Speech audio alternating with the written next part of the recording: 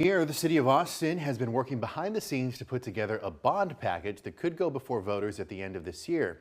It would raise property taxes, with the money going toward major infrastructure projects, which haven't quite been hashed out just yet. And as KXAN's Grace Reader explains, that process is set to ramp up this month, with the mayor bringing forward some new questions about what should be in that package and whether it should go before voters at all. This month, you're going to start hearing a lot more about that bond election inside this building.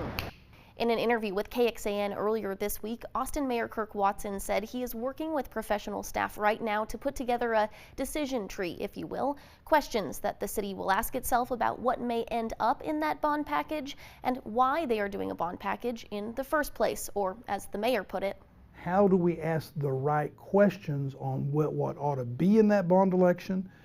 And importantly, why have a bond election? There's a lot of work to be done before this potentially ends up on your ballot in November.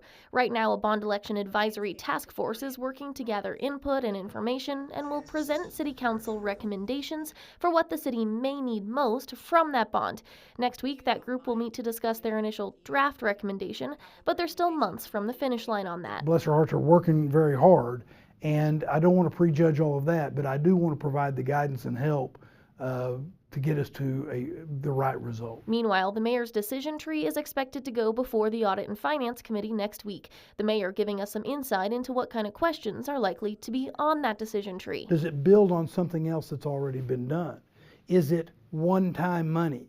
You can make a major improvement in the city, it's one-time money, but it doesn't create ongoing expenses.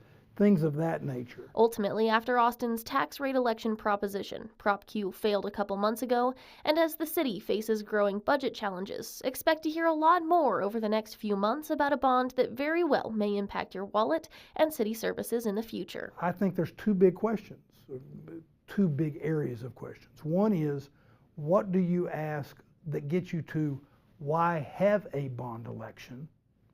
And the second big question, or group of questions, is if you're going to have a bond election, what are we asking that helps us decide what goes into it? Grace Reader, KXAN News. And this process kicked off in December of 2024. The Bond Advisory Task Force is expected to present its final recommendations to the City Council in April.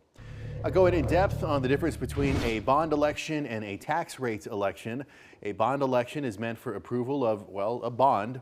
Those usually are meant to pay for projects that cannot be reasonably paid for through pay-as-you-go systems like taxes. The bonds can pay for things like major building and infrastructure projects, parks, or schools. Meanwhile, a tax rates election is the city asking to increase property taxes to supplement the city's day-to-day budgets in order to help pay for things like staffing, programs, and daily operations.